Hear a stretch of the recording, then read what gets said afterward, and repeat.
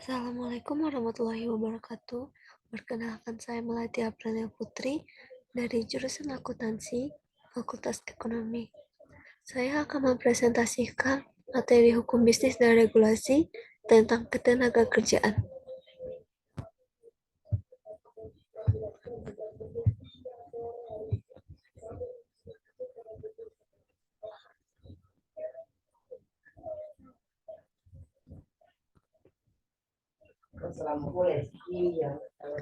Yang pertama yaitu pengertian.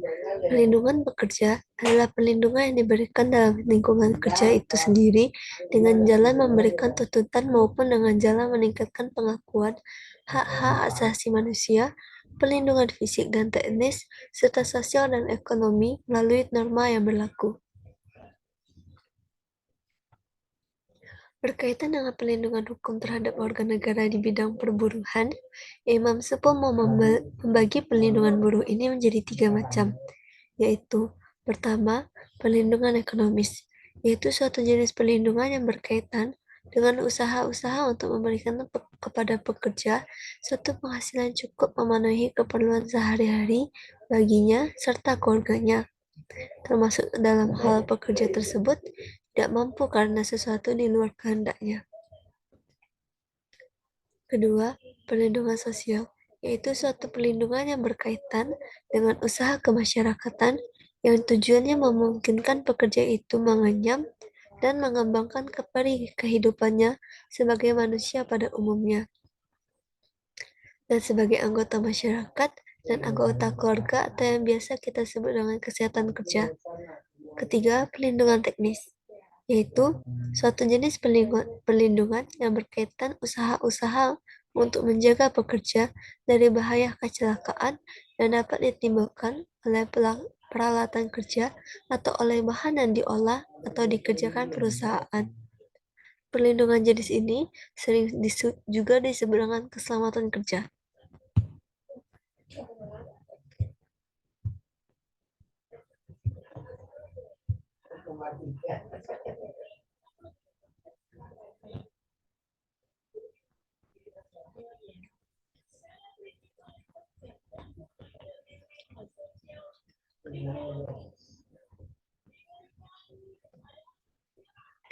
Undang-Undang Ketenagakerjaan.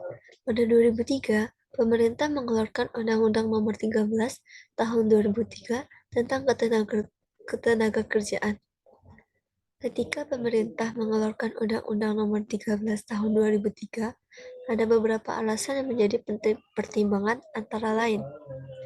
Yang pertama yaitu pembangunan nasional dilaksanakan dalam rangka pembangunan manusia seutuhnya dan pembangunan masyarakat Indonesia seluruhnya untuk mewujudkan masyarakat yang adil, makmur, yang merata baik material maupun spiritual berdasarkan Pancasila dan Undang-Undang 1945.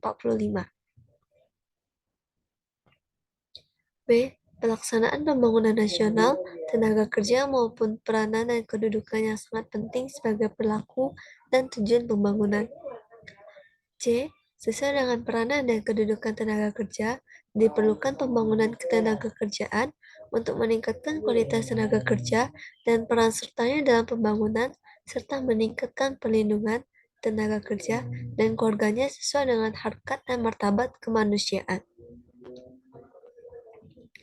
D. Perlindungan terhadap tenaga kerja dimaksudkan untuk menjamin hak-hak dasar pekerja atau buruh dan menjamin kesamaan kesempatan serta perlakuan tanpa diskriminasi atas dasar apapun untuk mewujudkan kesejahteraan pekerja atau buruh dan keluarganya dengan tetap memerhatikan perkembangan kemajuan dunia usaha. E. Beberapa undang-undang di bidang ketenagakerjaan dipandang sudah tidak sesuai dengan kebutuhan dan tuntutan pembangunan ketenagakerjaan. Oleh karena itu perlu dicabut atau ditaruh kembali.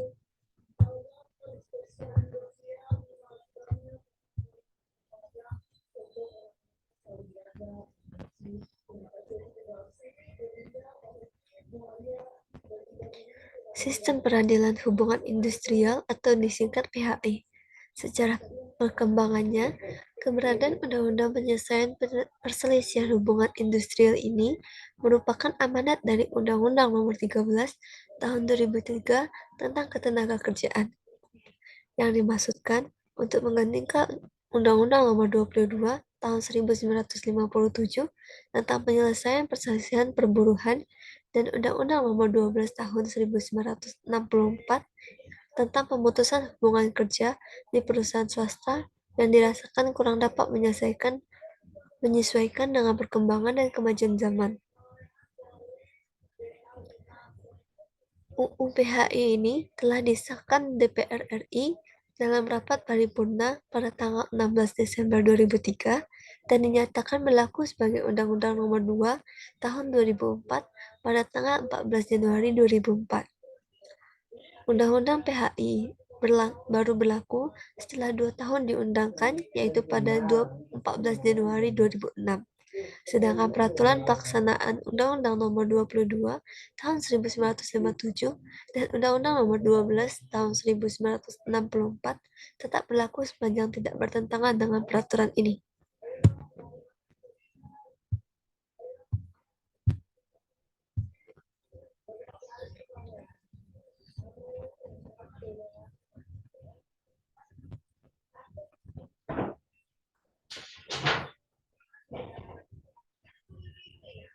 Penyelesaian perselisihan hubungan industrial.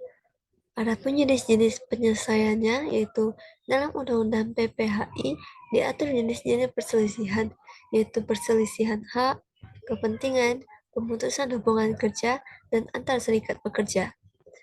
A. Perselisihan hak adalah perselisihan yang timbul karena tidak dipenuhinya hak akibat adanya perbedaan pelaksanaan atau penafsiran terhadap ketentuan peraturan perundang-undangan, perjanjian kerja, peraturan perusahaan, atau perjanjian kerja bersama.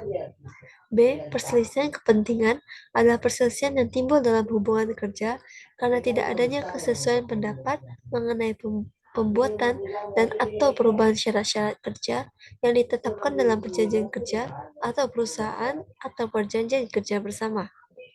C. Perselisihan pemutusan hubungan kerja. D. Perselisihan antar serikat pekerja atau serikat buruh adalah perselisihan antara serikat kerja atau buruh dengan serikat pekerja atau buruh lainnya hanya dalam satu perusahaan karena tidak adanya persesuaian paham mengenai keanggotaan, pelaksanaan hak, dan kewajiban keserikatan pekerja. Pihak-pihak yang bersedia.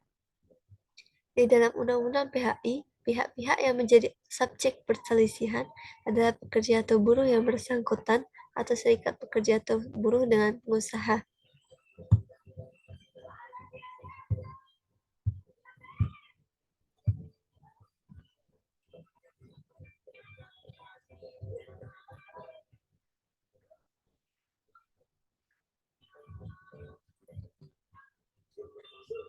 Adapun prosedur penyelesaian, yang pertama penyelesaian di luar pengadilan. Penyelesaian perselisihan hubungan industrial di luar pengadilan sifatnya wajib. Penyelesaian perselisihan di luar pengadilan dilakukan melalui lembaga atau mekanisme seperti yang pertama yaitu A. Biparti adalah perundingan antara pekerja atau buruh atau serikat buruh dengan pengusaha untuk menyelesaikan permasalahan hubungan industrial. B. Mediasi adalah penyelesaian hak, perselisihan kepentingan, PHK, perselisihan antara serikat pekerja atau serikat buruh dalam satu perusahaan melalui musyawarah yang ditengahi oleh seseorang atau lebih moderator yang netral. C. Konsiliasi adalah penyelesaian hak, perselisihan kepentingan, PHK, perselisihan antara serikat pekerja atau serikat buruh dalam satu perusahaan melalui musyawarah yang ditengahi oleh satu orang atau lebih konsiliator yang netral. D. Arbitrase adalah penyelesaian suatu perselisihan kepentingan dan perselisihan antara serikat pekerja atau serikat buruh dalam satu perusahaan di luar pengadilan hubungan industrial melalui kesepakatan tertulis daripada pihak yang berselisih untuk menyerahkan penyelesaian perselisihan kepada arbiter yang putusannya mengikat para pihak dan bersifat final.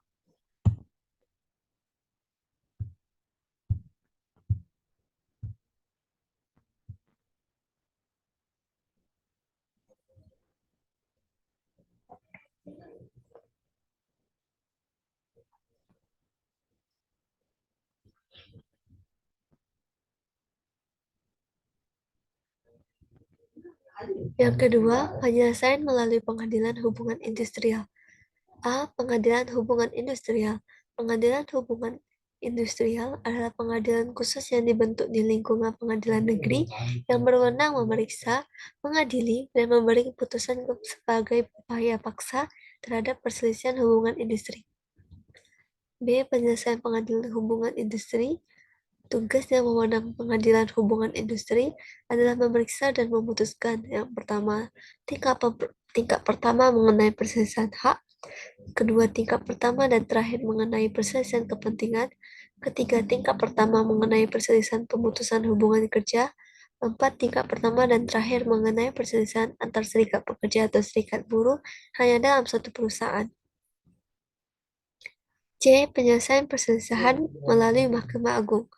Putusan pengadilan hubungan industrial mengenai perselisihan hak dan perselisihan pemutusan hubungan kerja melalui kekuatan hukum tetap apabila tidak diajukan permohonan kasasi kepada Mahkamah Agung dalam waktu selambat-lambatnya 14 hari kerja terhitung A. Bagi pihak yang hadir terhitung sejak putusan dibacakan oleh sidang majelis hakim. B. Bagi pihak yang tidak hadir terhitung sejak tanggal menerima pemberitahuan putusan.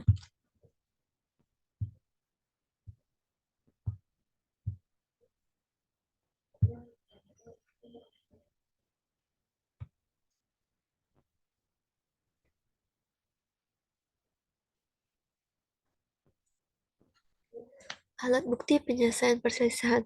Dalam penyelesaian perselisihan hubungan industrial melalui pengadilan hubungan industrial pada pengadilan negeri maupun Mahkamah Agung, pelaksanaan acara persidangan menggunakan hukum acara perdata.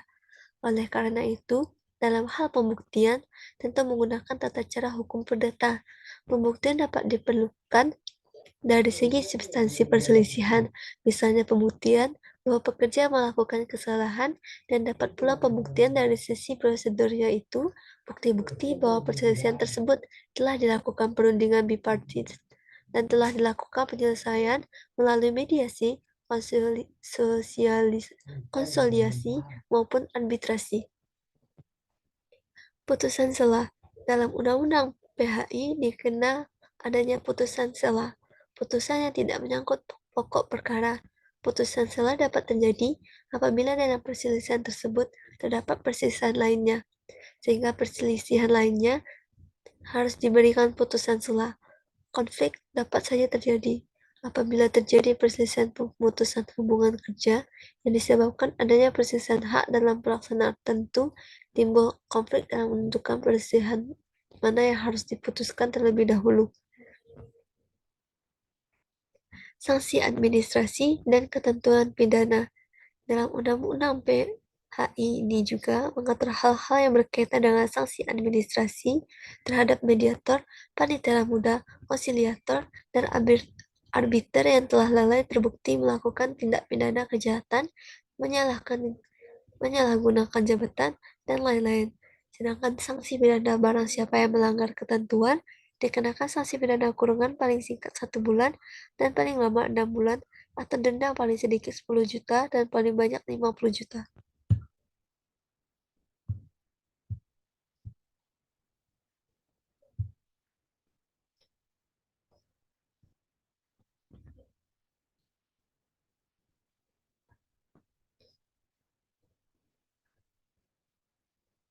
Organisasi pekerja atau buruh.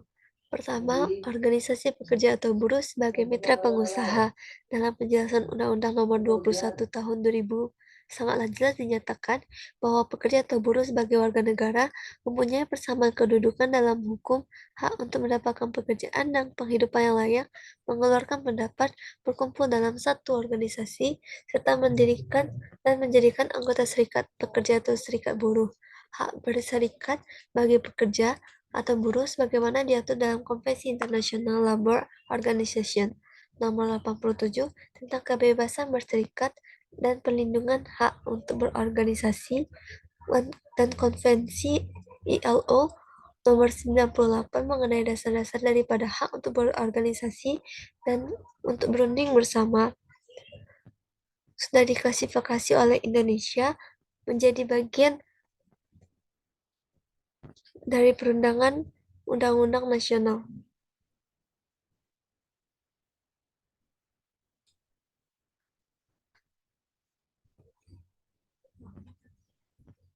Pekerja atau buruh merupakan mitra kerja pengusaha yang sangat penting dalam proses produksi.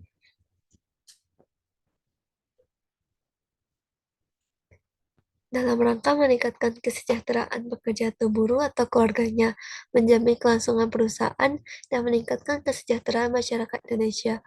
Pada umumnya, sehubungan dengan hal itu, serikat pekerja atau buruh merupakan sarana untuk memperjuangkan kepentingan kerja atau buruh dan menciptakan hubungan industrial yang dinamis, harmonis, dan berkeadilan.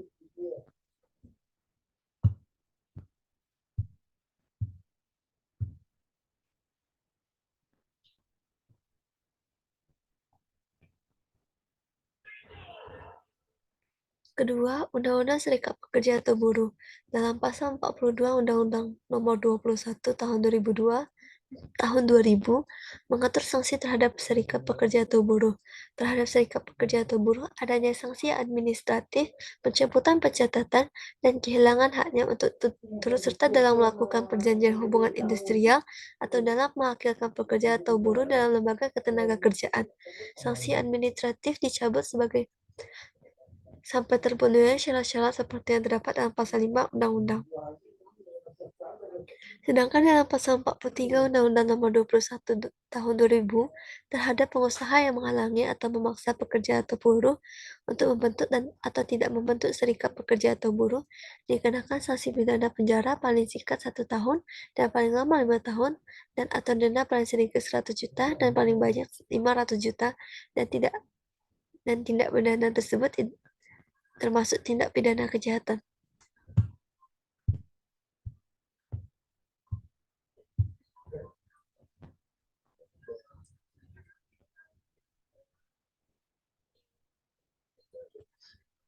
Ketiga, strategi pemasaran. Strategi yang perlu dikembangkan dalam mewujudkan organisasi pekerja atau buruh yang dapat bersinergi dengan pengusaha dapat dimulai dari pertama, yaitu adanya transparansi dari pengusaha dalam memberikan informasi yang utuh mengenai kinerja perusahaan secara berkala dan diperjelas pula peran dan posisi pekerja atau buruh dalam memberikan kontribusi kepada perusahaan.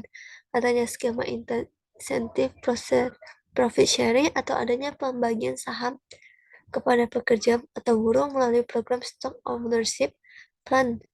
Hal ini dapat memotivasi pekerja atau buruh agar lebih berorientasi kepada produktivitas. Kedua, demokratisasi dan kehidupan berorganisasi di perusahaan, mekanisme yang lebih-lebih ke pengusaha bahwa organisasi pekerja atau buruh diperlukan dan tidak merusak apa yang selama ini telah dicapai.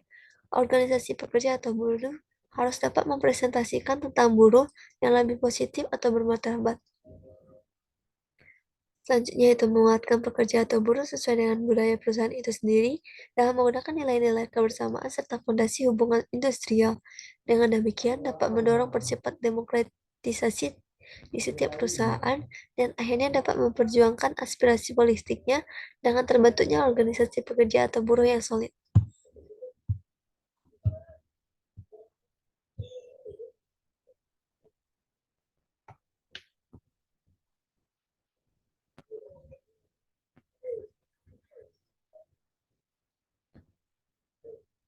Sekian dari saya.